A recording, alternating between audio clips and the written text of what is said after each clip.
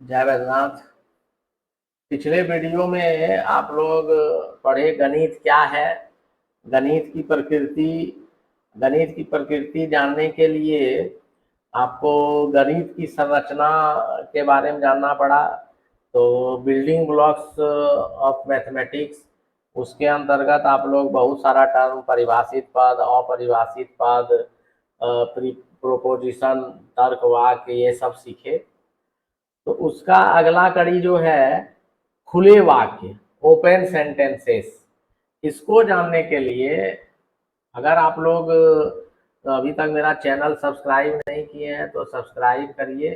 जो देख रहे हैं और जो आपके मित्र हैं वो उन लोगों को बोलिए। खास करके ये जो मैं पढ़ा रहा हूँ आपको कहीं भी हिंदी मीडियम में नहीं मिलेगा, ये पूरा इंग्लिश मीडियम में मिलता है। मैंने इसको हिंदी ट्रांसलेट करके बनाया है। और ये सिद्धू कानू यूनिवर्सिटी और Vinoba Bhave university BEd second semester का सिलेबस को एक एक टर्म को फॉलो करता है। तो इसको देखिए और समझिए, टीचिंग ऑफ मैथमेटिक्स को। तो आगे बढ़ते हैं। खुले वाक्य, ओपन सेंटेंसेस। तो एक उदाहरण लेते हैं, X square plus 3x+2 equal to 0। एक क्वाड्रेटिक इक्वेशन का एग्जांपल ले लिए। यह सही है या गलत है? जैसे तर्क वाक्य में हम लोग यही दो चीज देखते हैं। तो इसे बिना चर का मान बैठाए नहीं कर सकते हैं। तो x का मान अगर 1 बैठा दें तो 0 नहीं आ रहा है। अगर x का मान -1 बैठाते हैं तो फिर सेटिस्फाई हो रहा है, मतलब शून्य आ रहा है। तो इसका मतलब इसमें क्या हुआ, x का एक वैल्यू नहीं, मतलब दो वैल्यू, सही बहुत सारा हो सकता है इसके जगह पर, दूसरा तीसरा। तो इस प्रकार के वाक्य को खुला कहते हैं, मतलब इसका एक से अधिक आंसर हो उसको खुला वाक्य कहते हैं। जैसे फिर नीचे एग्जाम्पल देख लेते हैं। एग्जाम्पल जो है x² + 3x+2 ग्रेटर देन 5 भी एक खुले वाक्य का उदाहरण है। उसी में अगर हम लोग ग्रेटर देन 5 लगा दिए पहले वाले एग्जाम्पल में तो वो भी खुला वाक्य ही होगा। तो ये आपका था ओपन सेंटेंस। अब जो है ओपन सेंटेंस के बाद जो है नेक्स्ट है ट्रूथ वैल्यू। ट्रूथ वैल्यू क्या होता है, चर के सभी मान जो खुले वाक्य को संतुष्ट करते हैं उसे सत्य मान कहा जाता है।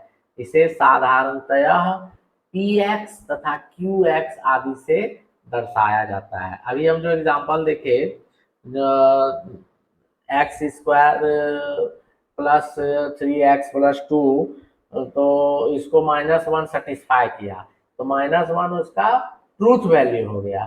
तो जो जो उसको संतुष्ट करेगा वो उसका ट्रूथ वैल्यू हो जाएगा। तो ट्रूथ वैल्यू को कैसे दर्शाते हैं, px और qx से। अगला है परिमाणवाचक शब्द, क्वांटिफायर्स। देखिए गणित में हम लोग बहुत सिंबल का प्रयोग करते हैं, प्रतीक चिन्हों का प्रयोग करते हैं। बच्चा में आप लोग सिंस, उसके बाद देयरफॉर, ये सब का इस्तेमाल करते होंगे, इसलिए, चूंकि। तो जब सिंबल को, जो इसमें से कुछ सिंबल जो यहाँ पे हम स्क्रीन पर देख रहे हैं, देयर, एग्जिस्ट, फॉर ऑल, ये सब जो है क्वांटिफायर्स का एग्जाम्पल है। क्वांटिफायर्स का एग्जाम्पल है। देखते हैं आगे। For every real number x+1 का whole cube equal to x³ + 3x² + 3x+1।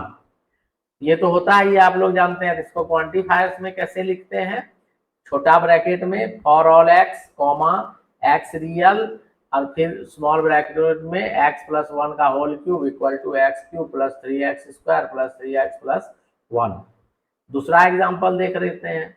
There is an integer, the integer is between 5 and 8। इसको क्वांटिफायर में कैसे लिखेंगे, तो देयर एग्जिस्ट, कॉमा लिखे एक्स इज एन इंटीजर, लिख दिए छोटे ब्रैकेट में। और फिर कंडीशन को दूसरे ब्रैकेट में लिख देते हैं, 5 less than x less than 8। फिर तीसरा उदाहरण देखते हैं। Sum of all interior angles of a triangle is equal to 180 degree. तो इसको कैसे लिखेंगे, तो छोटी ब्रैकेट में for all triangle the sum of interior angles of triangle equal to 180 degree, bracket close हो गया। तो इस तरह करके हम लोग परिमाणवाचक शब्द को लिखते हैं। और क्यों प्रयोग करते हैं, तो जाहिर सी बात है, तर्क वाक्य सेंटेंस बड़ा हो गया तो उसको थोड़ा सा छोटा करने के लिए इसको यूज कर लेते हैं, बहुत सरल हो जाता है, कम में लिखा जाता है, तो इसलिए इसका उपयोग करते हैं। आगे बढ़ते हैं, तर्क वाक्य की गणना, कैलकुलस ऑफ ए प्रोपोजिशन।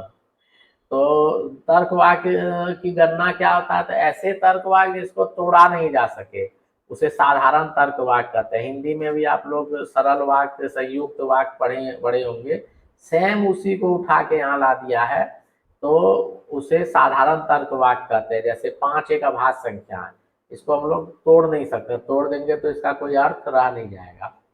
आगे बढ़ते हैं, जब दो तर्क वाक्य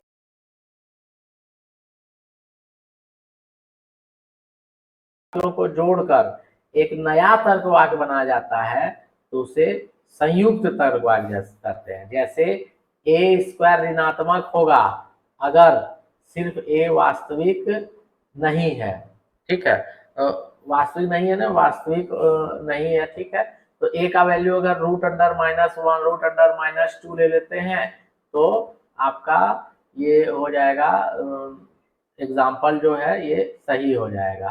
तो इसको बोलते हैं हम लोग संयुक्त तर्क वाक्य।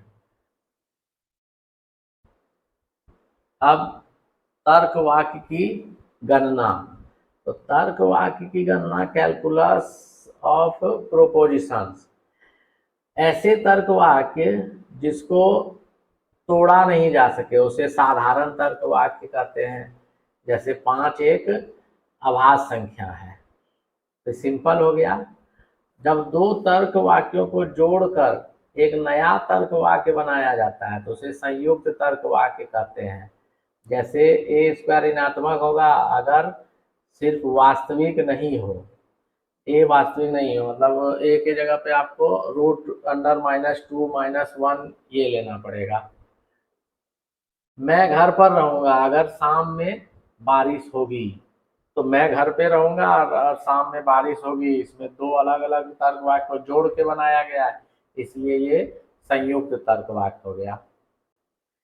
एंड जैसे हिंदी में और होता है अगर, तो इफ और देन होता है, सिर्फ अगर ओनली इफ होता है, उपरोक्त सभी संयोजक है। जैसे कि मैं घर पे रहूंगा अगर शाम में बारिश होगी, तो अगर हो गया संयोजक। तो संयोजक के आधार पर हम लोग या संयोजक के मदद से संयुक्त तर्क वाक्य बनाते हैं। तर्क वाक्य सत्य मान, truth value of A proposition. एक तर्क वाक्य तो सही होगा या गलत, तर्क वाक्य का सत्य मान तो सही होगा या गलत उसके वैल्यू पर निर्भर करता है।